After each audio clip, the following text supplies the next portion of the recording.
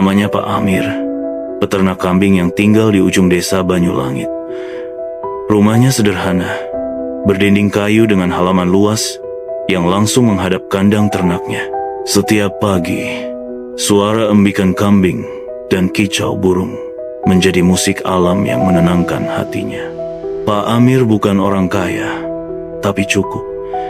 Ia dikenal jujur, ramah, dan jarang marah. Setiap kali ada tetangga yang butuh bantuan, entah minta kambing kurban, pinjaman susu segar, atau sekadar nasihat hidup, Pak Amir selalu hadir. Ia juga menjadi imam di mushala kecil dekat rumahnya, dan jarang melewatkan satu rakaat pun dalam berjamaah. Rezeki itu bukan soal banyaknya kambing, tapi tenangnya hati. Begitu kata-kata yang sering ia ucapkan pada anak-anak muda desa yang mulai sibuk mengejar dunia. Ternaknya tumbuh sehat, rumput hijau yang menghampar luas di sekeliling desa menjadi tempat favorit kambing-kambingnya digembalakan.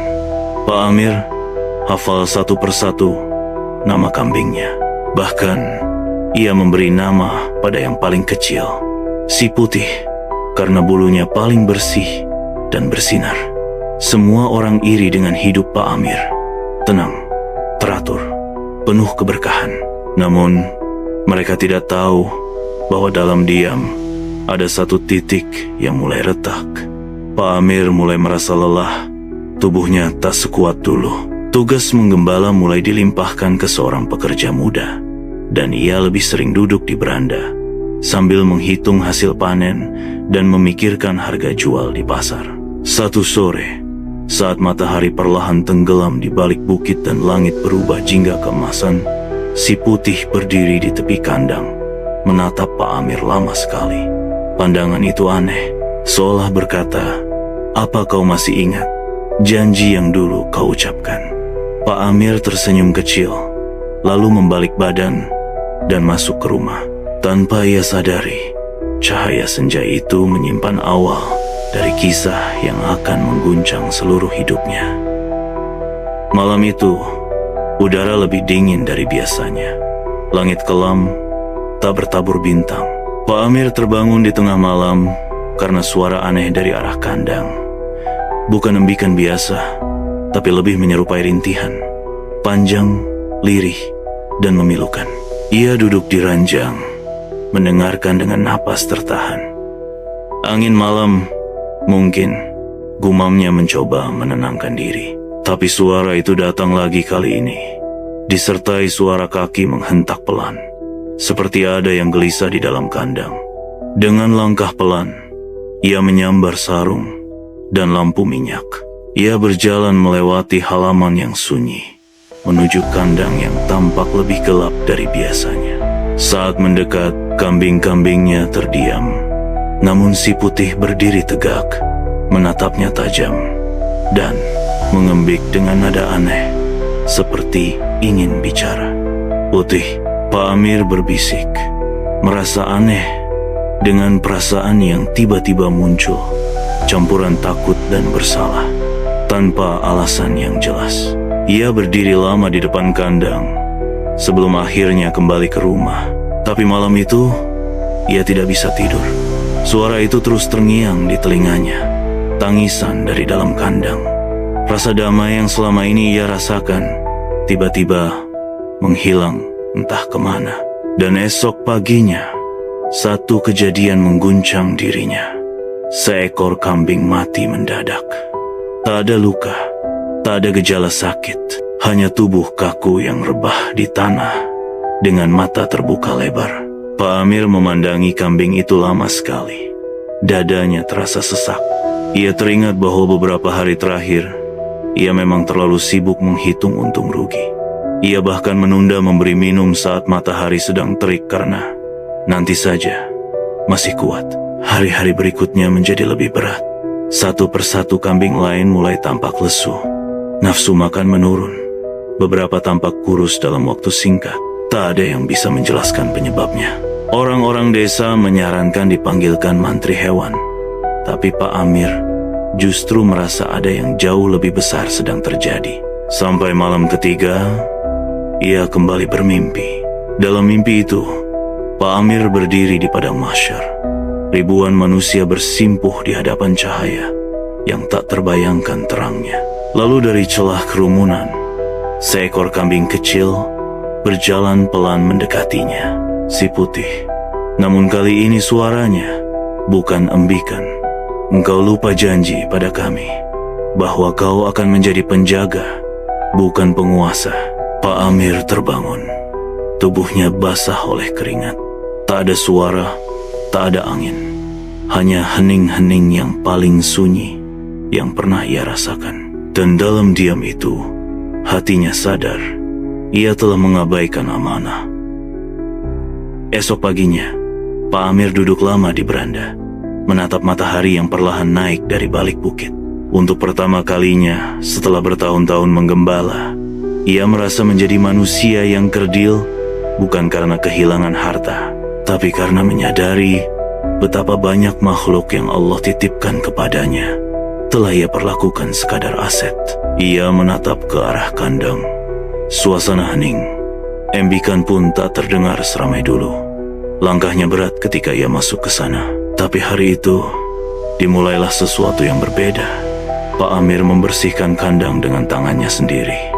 Ia menyiram setiap sudut, mengangkat kotoran, bahkan mengganti jerami. Ia menyuapi kambing satu persatu, mengusap kepala mereka sambil berbisik, "Maafkan aku, maafkan." Si putih memandangi wajahnya lama. Kali ini, Pak Amir tak berani menatap balik. Hari-hari berikutnya, ia memperbaiki semuanya. Ia tak lagi tergesa menjual kambing terbaik. Ia mulai mencatat setiap kondisi ternaknya, mencarikan rumput segar, dan bahkan membaca doa sebelum masuk kandang. Ia menyedekahkan susu ke anak-anak yatim di desa. Bahkan, 3 ekor kambing disumbangkannya ke pesantren kecil di seberang desa untuk kurban lebih awal. Namun, ujian datang seiring niat baik. Musim hujan tiba lebih awal, dan ladang rumput terkena banjir. Makanan ternak berkurang. Sebagian kambing mulai sakit kembali, dan biaya pengobatan menguras tabungannya. Orang-orang desa pun mulai bertanya-tanya, kenapa Pak Amir berubah? Terlalu banyak sedekah? Mungkin. Tak sedikit yang mencibir diam-diam. Ada yang menyebutnya mulai aneh, karena sering bicara sendiri di kandang. Ada pula yang mengira ia mulai terkena gangguan gaib karena mimpi-mimpinya. Tapi Pak Amir tetap berjalan. Satu malam, ia berdiri di kandang dalam rinai gerimis. Sambil memandangi si putih yang mulai membaik, ia berbisik, "Aku tak tahu sampai kapan aku bisa bertahan. Tapi jika Allah ridha, biarlah semuanya ini jadi amal yang tak pernah sia-sia." Ia tahu jalannya belum selesai. Namun, di antara hujan yang mengguyur dan rasa letih yang menusuk, Pak Amir menemukan kembali sesuatu yang hilang, makna hidup. Dan ketika ia merasa telah mengorbankan segalanya, takdir diam-diam menyiapkan ujian yang lebih besar yang akan menempatkannya pada pilihan paling berat seumur hidupnya. Sore itu, langit gelap bergulung di atas langit desa Banyulangit. Awan mendung menutupi matahari, dan angin kering membawa aroma hujan yang tak kunjung turun. Di tengah suasana murung itu, Pak Amir duduk di serambi rumahnya dengan mata kosong, menatap sisa-sisa pakan kambing yang makin menipis. Di kandangnya kini hanya tersisa 7 ekor kambing, dan hanya 1 yang masih tampak sehat, bersih, dan gemuk, si putih. Yang lain kurus dan lesu, bahkan 2 di antaranya tak mampu lagi berdiri. Tabungannya habis. Sedekah dan pengobatan kambing telah menguras seluruh simpanan. Ladang rumput masih tergenang. Dan esok pagi, ia harus memutuskan bertahan atau melepaskan. Tepat menjelang maghrib, seorang pria berpenampilan rapi datang ke rumahnya. Ia perwakilan dari seorang pengusaha di kota yang sedang mencari kambing untuk pesta besar. "Kami butuh 1 saja, Pak, yang terbaik. Harga bukan masalah. Kami akan bayar 3 kali lipat dari harga pasar." Pak Amir menunduk. Tak ada lagi pemasukan. Uang itu bisa memperbaiki kandang, membeli pakan, dan menyelamatkan sisa kambing lain. Ia mengangguk perlahan. Besok pagi datanglah. Saya siapkan kambingnya. Malam itu, ia mencoba tidur. Tapi matanya tak kunjung terpejam. Dan sekali lagi, ia bermimpi. Di padang terbuka yang luas, Pak Amir berdiri sendiri. Angin berhembus kencang. Dari kejauhan, si putih datang berjalan perlahan. Matanya basah. Suaranya terdengar dalam batinnya. Dulu engkau janjikan aku akan diserahkan untuk kebaikan, bukan untuk pesta. Pak Amir terbangun. Dada sesak, hatinya bergetar hebat. Ia berjalan keluar rumah, menyalakan lampu minyak dan berdiri lama di depan kandang. Si putih menatapnya dalam diam, dan Pak Amir menangis. Pagi pun datang. Pria dari kota tiba dengan mobil bak terbuka. Namun, ketika ia turun dan bertanya, "Mana kambingnya, Pak?" Pak Amir hanya menjawab pelan, "Maaf, kambing itu sudah saya niatkan untuk Allah." Pria itu terdiam, kecewa, lalu pergi tanpa banyak bicara. Pak Amir berdiri lama di pinggir jalan, menatap mobil yang menjauh, membawa serta peluang terakhir yang ia punya. Hidupnya kini benar-benar kosong. Tapi di balik rasa hancur itu, entah kenapa, ia merasa lebih ringan. Seolah beban yang selama ini menempel di hatinya dilepaskan satu persatu. Ia tak tahu dari mana rezeki akan datang. Tapi pagi itu, untuk pertama kalinya, embikan kambing-kambingnya terdengar riang kembali. Pak Amir berdiri di samping kandang dengan mata berkaca-kaca. Ia tak berkata apa-apa, hanya menatap hewan-hewan yang kini tampak lebih hidup. Si putih bergerak lincah, menghampirinya dan menggesekkan kepala ke lututnya. Seolah mengucapkan terima kasih bukan karena telah diselamatkan, tapi karena iman Pak Amir telah diuji dan ia lulus. Hari itu, langit mendung yang bertahan berhari-hari akhirnya pecah. Namun bukan oleh hujan, melainkan oleh kedatangan seseorang tak terduga, Ustaz Rahman, seorang dai ternama dari kota yang sedang melakukan safari dakwah ke desa-desa pelosok. Ia berhenti di desa Banyulangit karena mendengar kabar tentang peternak yang rela melepas untung besar demi amanah terhadap hewan ternaknya. "Saya hanya ingin bersilaturahmi," kata Ustadz Rahman sambil tersenyum. "Dan saya ingin membeli kambing kurban untuk pesantren kami, tapi bukan kambing biasa. Saya ingin yang dipelihara dengan cinta dan keikhlasan." Pak Amir kaget. "Tapi kambing saya tinggal sedikit, Ustadz, dan sebagian belum sehat. Satu saja cukup," jawab Ustadz itu lembut. "Dan bukan yang paling besar, tapi yang paling jujur." Mata Pak Amir basah. Ia menoleh ke kandang. Si putih berdiri, seperti tahu bahwa namanya sedang disebut dalam percakapan. Maka, dengan tangan sendiri, Pak Amir menyerahkan si putih. Namun kali ini, bukan dengan rasa kehilangan, tapi dengan rasa syukur karena janji lamanya kepada Allah kini benar-benar ia tepati. Dan keajaiban tak berhenti di situ.